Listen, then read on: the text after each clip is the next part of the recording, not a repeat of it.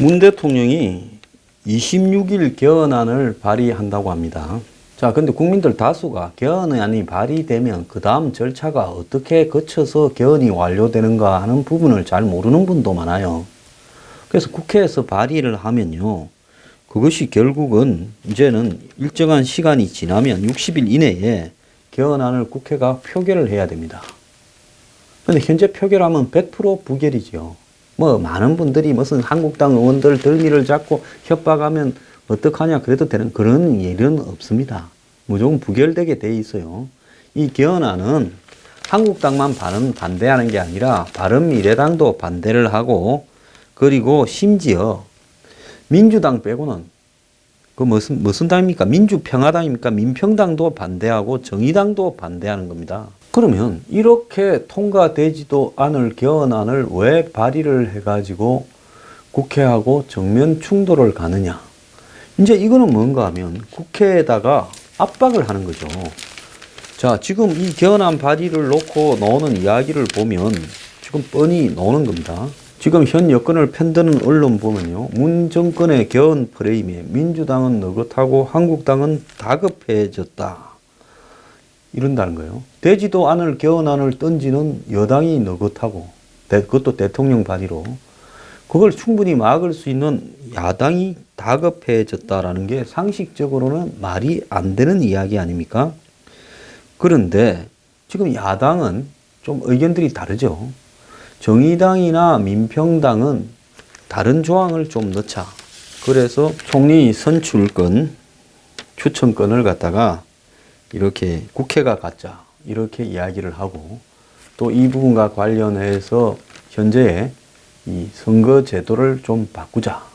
그래서 중대 선거구제를 하거나 정당 명부 비례대표제를 넣자, 이런 이야기까지도 하고 있고, 각자의 이해관계가 다 조금씩은 다릅니다만은 근본적으로 한국당이나 바른미래당은 이원 집정부제적인 내각제적인 개헌을 지금 원하고 있고, 문 정권은 자신들이 힘이 좋으니까 지지율이 높으니까 현재 대통령제를 이 4년 중임제로 바꾸는 부분을 가지고 5년 단임제를 밀어붙이고 있습니다. 자, 이 부분과 관련해서 한국당이 지금 상당히 잘못하고 있어요. 이 코끼리를 생각하지 마라는 미국의 언어학자이자 정치학자인 조지 레이코프 책을 보면 상대가 쳐놓은 프레임, 즉 코끼리가 미국 공화당의 상징입니다. 그때 이제 미국의 조지 W. 부시가 대통령이 되어서 승리를 할 때 그때 민주당이 형편없이 망가졌죠. 그래서 그 민주당이 왜 공화당이 쳐놓은 프레임 안에서 그거 찬성해, 그거 반대해, 이런 식으로 하느냐. 너가 새로운 프레임을 짜서 던져야 되지, 그러면 안 된다라고 이야기를 했습니다. 그런데 한국당이 지금 우리는 4년 중임 대통령제가 아니라 뭐 이원 집정부제를 원한다, 뭐 내지는 또 한국당이 현재 연동형 비례제 개선까지 하겠다, 이런 걸 갖고 지연 말단적인 걸 갖고 의견이 다르다 식으로 가게 되면 저는 안 된다라고 보고 있습니다. 지금 문재인 정권이 되지도 않을 개헌안을 국회로 던진 이유는 뭐겠어요? 지금 지지율과 또 남북 대화 분위기, 적폐청산 분위기를 등에 업고, 안 되더라도 지자체 선거 날 투표하자고, 같이 개헌 투표, 국민 투표하자고. 그럼 그 전에 국회에서 이미 표결을 해야 되겠죠. 그럼 국회 표결 거치고 지금 그 다음에 국민 투표를 가는 건데, 가자고 밀게 되면 한국당이 만약에 반대를 해서 이것이 이제 안 되었을 경우에 지방 분권을 하겠다, 국민의 기본권을 강화하겠다, 노동자의 권익을 강화하겠다, 자기 편에 주는 먹이들을 다 넣어놨지 않습니까? 지금 문재인의 개헌안은요. 근데 이거를 한국당이 반대해서 수구적으로 개헌을 반대하고 있다, 이렇게 이제 만들어서 낙인을 찍어서 지자체 선거에서 이기자 하는 목적이 우선이죠. 그 다음에 두 번째로는 시간이 좀 더 가게 되면, 이거 매우 중요한 대목입니다.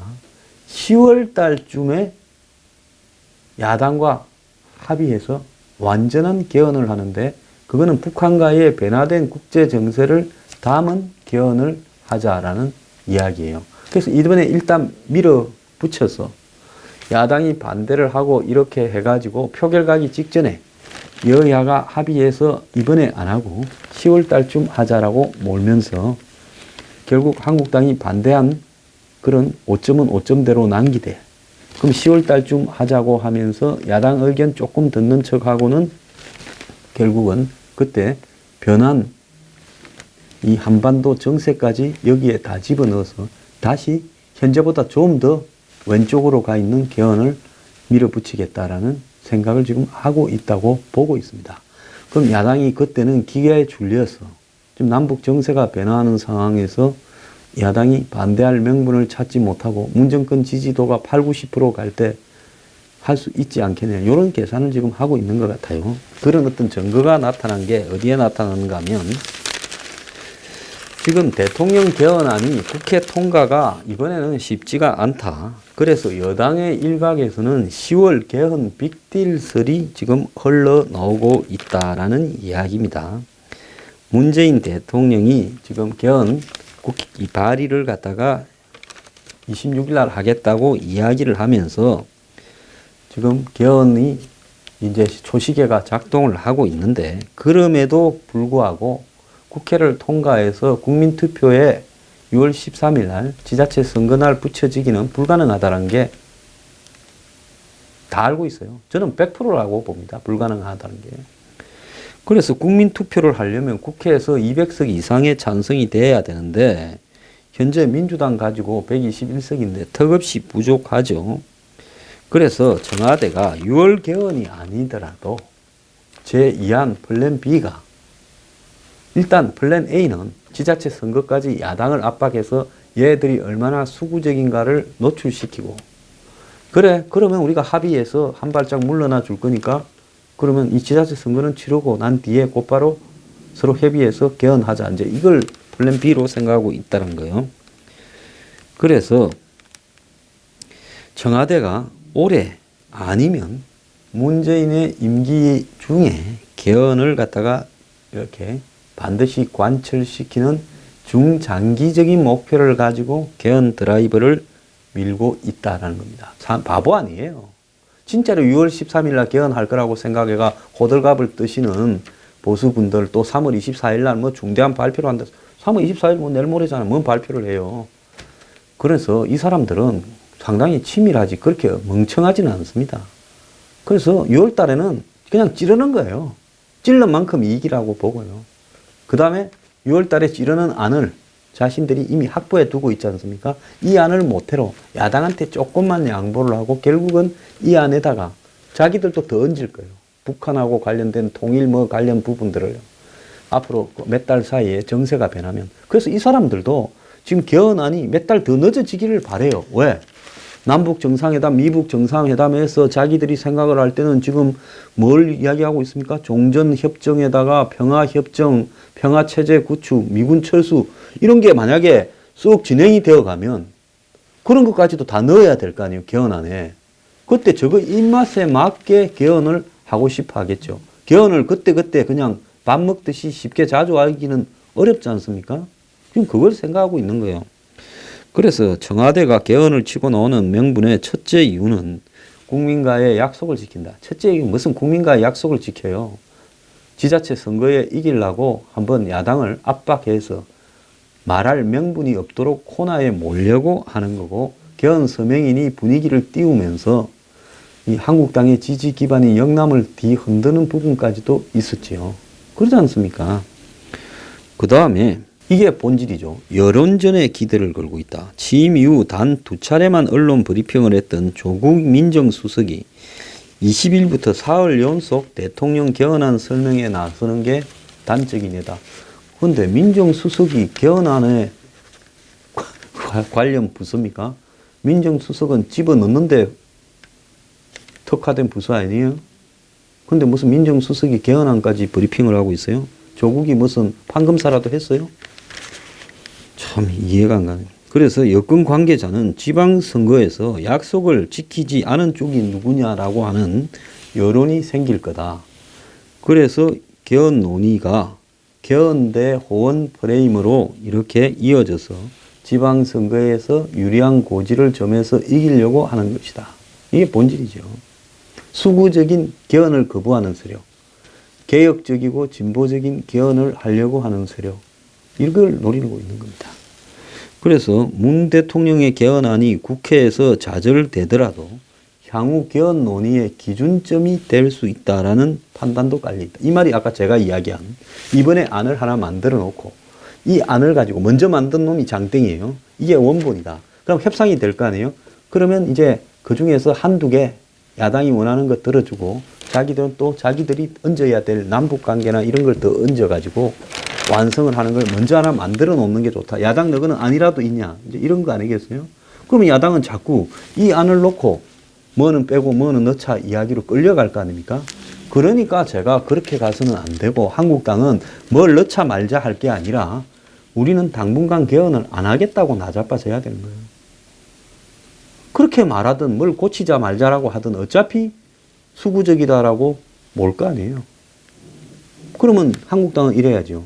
북한하고 뭔가를 주고받으려고 개헌한다. 이제 이렇게 나가야죠. 청와대 고위 관계자는 6월 개헌 투표가 무산되더라도 이번 대통령 개헌안을 토대로 추후에 논의하면 얼마든지 개헌 동력을 다시 일으킬 수 있다. 그거 하려고 개헌 자문특위 만들어서 돈을 거래 쓰고 전국의 지자체들 동원해서 홈페이지에 무슨 육교에 지자체 청사에 플래카드 걸고 이장 동장 공무원 동원해서 서명 받고 그 지랄을 했습니까?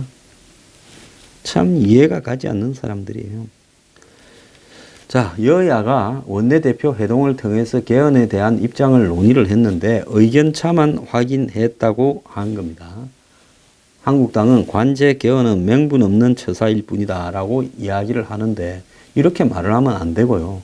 너네들의 개헌안이 담고 있는 반대한민국적 요소와 친북적 요소 때문에 안 된다라고 이야기를 해야죠. 그래서 여당에서는 6월 개헌을 접는 대신에 야당과의 협상을 통해서 대통령 4년 영임제 등을 이렇게 관철시키는 그걸 밀어붙이려고 한다는 거예요. 근데 좀 이상해요. 보통 대통령이 되고 나면 이제 처음에 이 개헌에 반대합니다. 당선된 대통령은요. 그러다가 임기 말로 가서 지지율이 떨어지고 여당이 해체되어 가고 하면 이제 뭐예요? 개헌하자고 해요. 집에 갈 때 되면. 왜? 대통령제를 물려주면 새로 대통령 되면 깜빵에 보낼까 봐 겁이 나서. 근데 이 사람들은 임기 초반부터 4년 중임제를 하자. 그래서 왜 저렇게 4년 중임제에 집착하는가? 사실은 지금 민주당 의원들 대부분이 박근혜 대통령이 대통령을 할 때 한국당의 김무성 등등 정몽준 등등과 어울려서 국회에서 개헌 모임을 만들었죠.